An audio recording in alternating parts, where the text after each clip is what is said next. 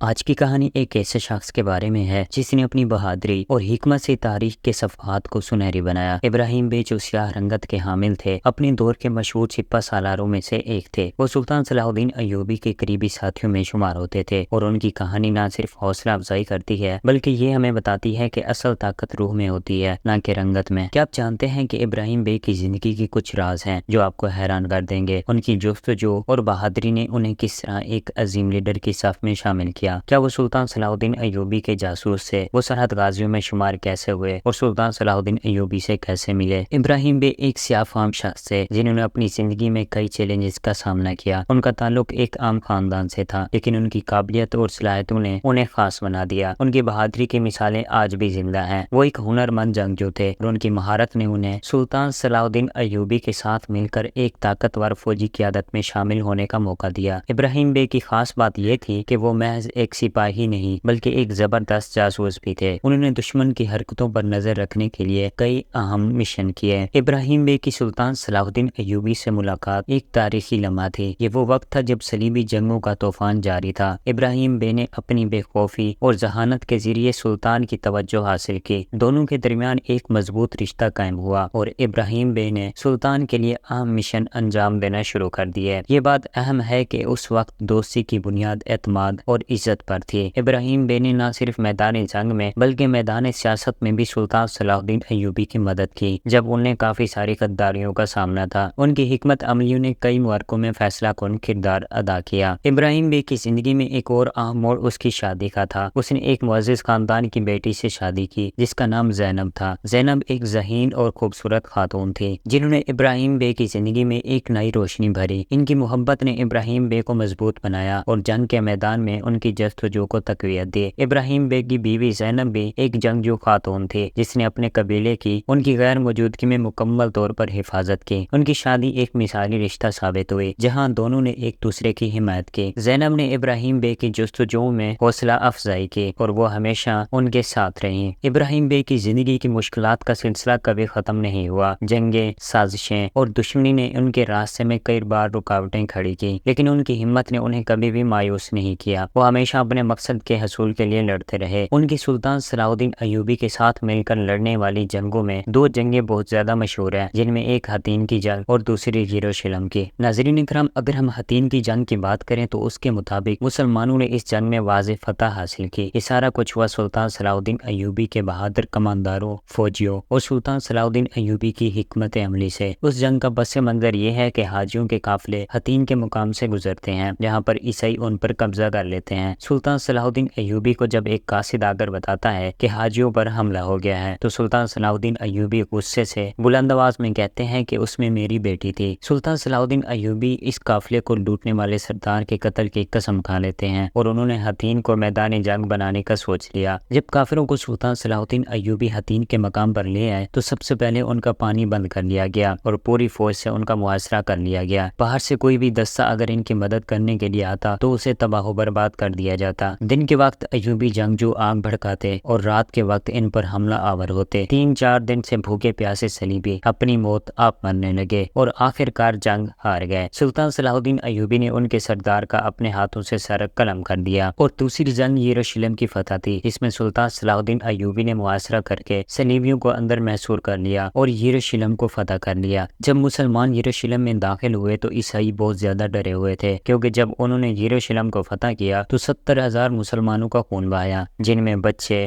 بوڑھے، جوان، عورتیں، کسی کو بھی نہیں چھوڑا گیا۔ ابراہیم بے کا شمار بھی اسی جنگ میں ہوتا ہے۔ ابراہیم بے کی بہادری کی داستانیں آج بھی لوگوں میں مشہور ہے۔ ان کی زندگی کی مختلف جہتوں پر غور کریں تو یہ واضح ہوتا ہے کہ انہوں نے کبھی ہار نہیں مانی۔ ان کی مثال ہمیں یہ سکھاتی ہے کہ مشکلات کا سامنا کرنے کے لیے عزم اور حوصلہ ضروری ہے۔ ابراہیم بے سلطان صلاح الدین ایوبی کے خاص لوگوں میں شمار ہوتے تھے۔ انہوں نے ایوبی سلطنت کے لیے کافی ساری جنگیں لڑیں اور کافی عرصے تک جاسوس رہے۔ سلطان صلاح الدین ایوبی نے ان کی بہادری اور قابلیت دیکھ کر ان کو سرحد غازیوں میں شمار کر لیا۔ سرحد غازی سلطان صلاح الدین ایوبی کا ایک قابل اور چھاپا مار قسم کا دستہ تھا، کیونکہ سلطان صلاح الدین ایوبی ہمیشہ چھاپا مار جنگیں لڑتے تھے۔ ابراہیم بے کی زندگی ہمیں یہ درس دیتی ہے کہ رنگ و نسل کی قید میں نہ رہیں۔ حقیقی طاقت ہمارے کردار اور ہمت میں ہوتی ہے۔ ان کی کہانی اس بات کا ثبوت ہے کہ ایک شخص اپنی کوششوں اور ارادے سے کس طرح تاریخ کے صفحات پر نقش ثابت کر سکتا ہے۔ تو دوستو، آپ نے ابراہیم بے کی کہانی سنی، کیا آپ کو لگتا ہے کہ آج کی دنیا میں بھی ایسے بہادروں کی ضرورت ہے؟ آپ کی رائے ہمارے لیے عام ہے۔ ویڈیو کو لائک کریں، شیئر کریں اور کمنٹس میں اپنی رائے کا اظہار ضرور کریں۔ ملتے ہیں اس طرح کی ایک اور نئی تاریخی اور معلوماتی ویڈیو میں، تب تک کے لیے اجازت، اپنا اور اپنے پیاروں کا خیال رکھیں۔ اللہ حافظ۔